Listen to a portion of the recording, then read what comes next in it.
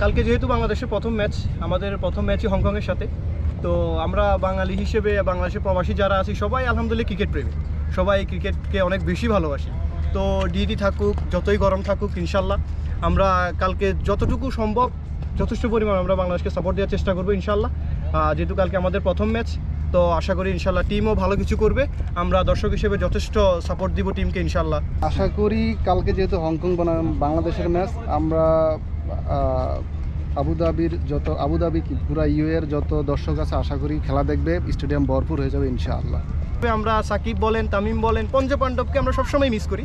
তবে যেহেতু আমাদের অনেকজন অনেক আগেই টি-20 ছেড়ে দিয়েছেন, তো বিশেষ করে আমাদের সাকিব, তামিম, আমরা সবসময় ওদেরকে মিস করি। নিশ্চয় আশাবাদী আমাদের টিম ইনশাল্লাহ ভালো করবে। আমরা সেমিফাইনাল এবং ফাইনাল খেলবো ইনশাল্লাহ, এবং কি আমরা এবার এশিয়া কাপ আমরা আমাদের দেশে নেব ইনশাল্লাহ।